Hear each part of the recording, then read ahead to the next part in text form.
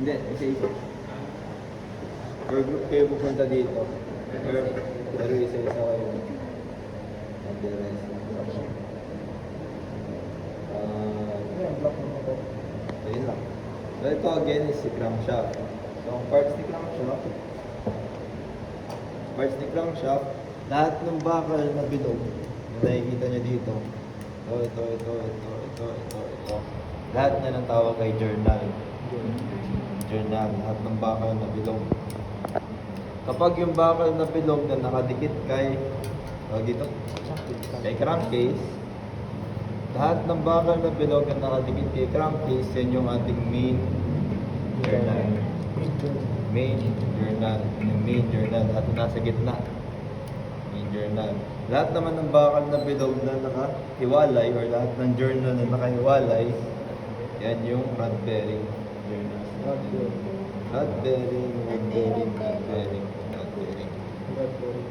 Rod bearing journal sa crank pin. Ang purpose ni crank pin, dyan nakakabit si piston natin. Ito yung connecting rod natin. Hindi ka siya. Wala ka na rin. Pero dyan nakakabit si connecting rod natin. Lahat ng butas na nakikita nyo sa mga journals, butas na to, size na to, yan yung oil galleries natin. Purpose ni oil galleries para maka-lubricate or makapasok si oil dyan para umikot sa buong system. Next, itong mabibigat na to. Ito, tsaka ito is what we call the counterweight or dampers. Counterweight damper. Pag si counterweight, may mabigat siyang part. So, natatanggal to. Nililinis. Yan si damper. Hindi na natatanggal. Purpose ni counterweight ni damper para mag-add ng extra weight para ma-balance. Para ma-reduce yung vibration ng ating crankshaft. And lastly is ito. Dulo. Yan yung ating flywheel or si flange or flywheel or flange.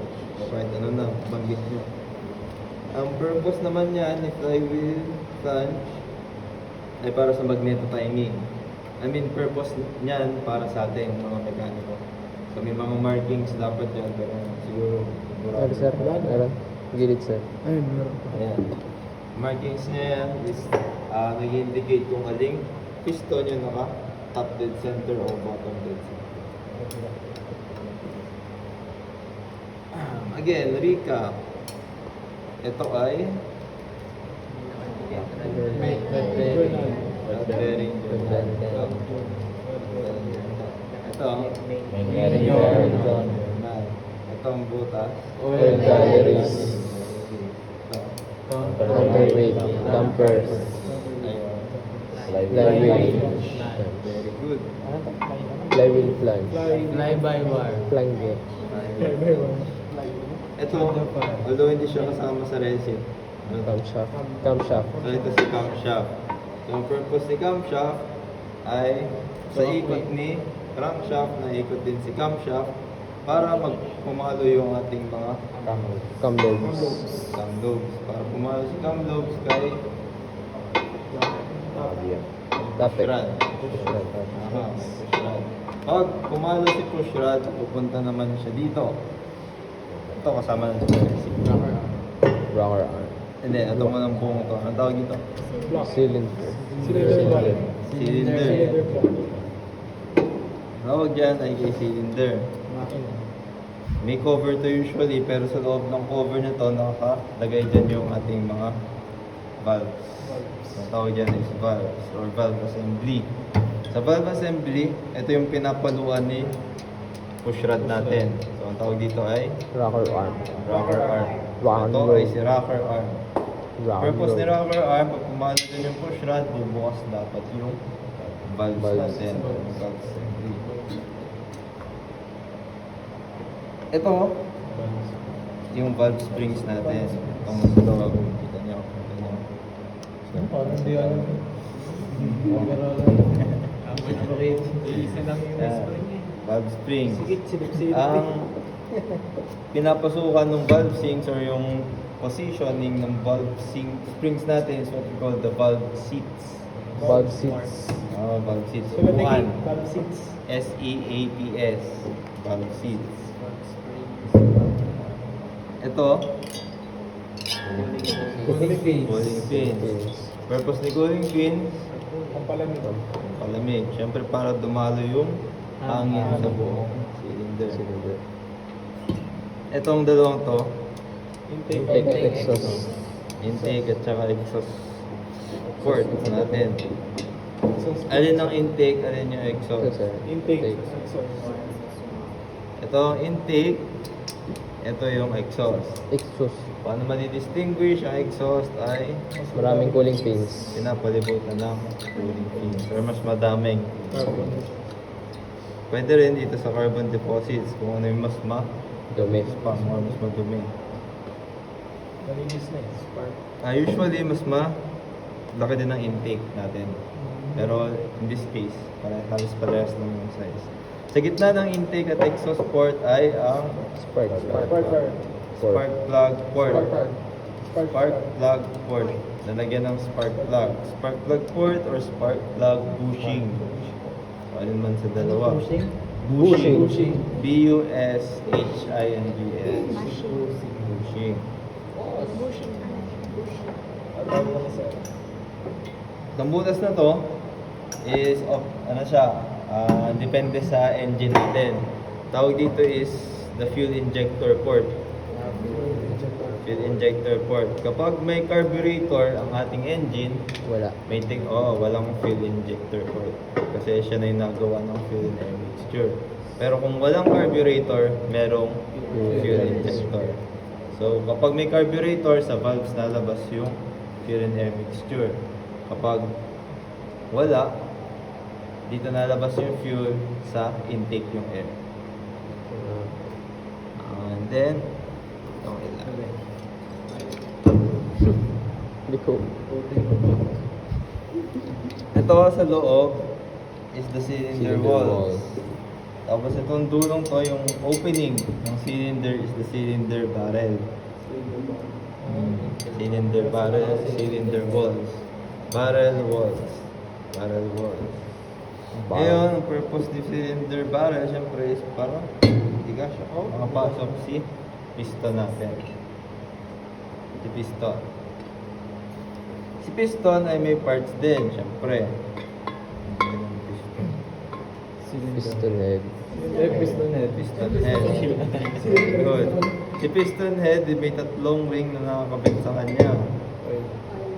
Itong nasa taas, itong nasa gitna, at itong nasa dulo. So, ano mga ring yan? Ano yung nandito? Meron dapat dito. Rubber. Hindi. Rings. Sa piston ring, kapag tatlo yung slots natin, usually kasi dalawa lang. Pero dito, tatlo. Pag tatlo, may compression ring din dapat dito. So, dalawa yung compression ring na. Okay. Compression ring, oil ring. Pero may ibang piston na dalawa lang yung ring, piston ring, oil ring. So, si compression ring, as you can see, wala siyang indention. Pero si oil ring, may indention. Ay, wala pa lang oil ring. Ito pala. Sira na pala yung oil ring. So, si oil ring may indention. Yung indention na yan, usually nilalagyan niya ng rubber. Pero ang purpose ni oil ring, Para hindi pumasok yung sound. to prevent oil to enter the cylinder. Tapos para mag-scrape din ng oil dito kay cylinder walls. Purpose naman ni compression ring,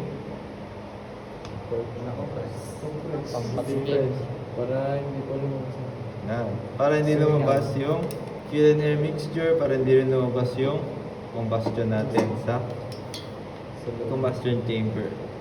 Again, compression ring, first compression ring, second compression ring, oil ring.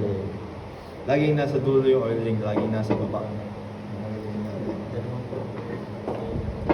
Ito naman, Piston pin boss. Piston pin or si piston pin boss.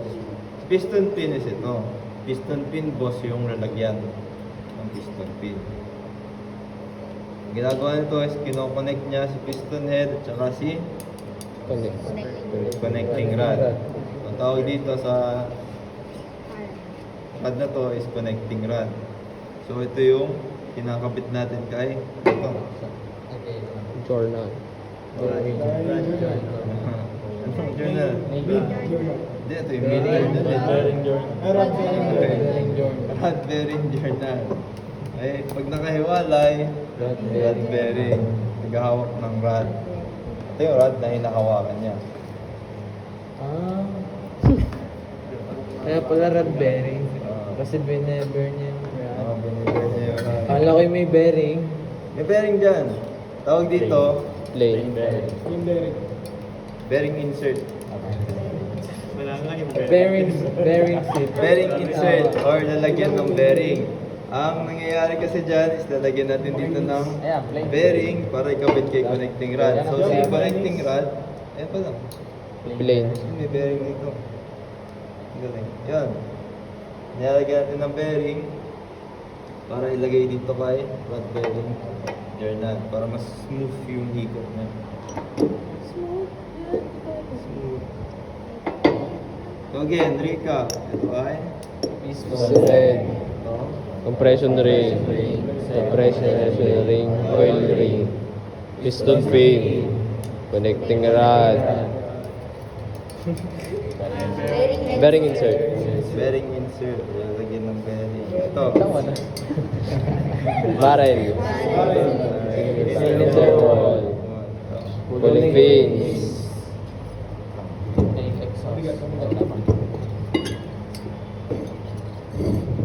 Ito.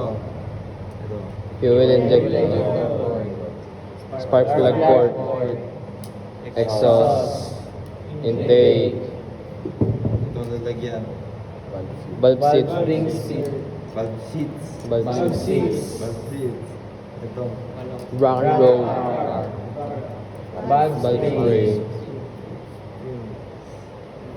Ito. Main journal. Main Journal. Rod bearing. Yung galleries pala. Rod bearing. Flywheel. Dumper. Counterweight. Sa lahat nun, binanggit ko,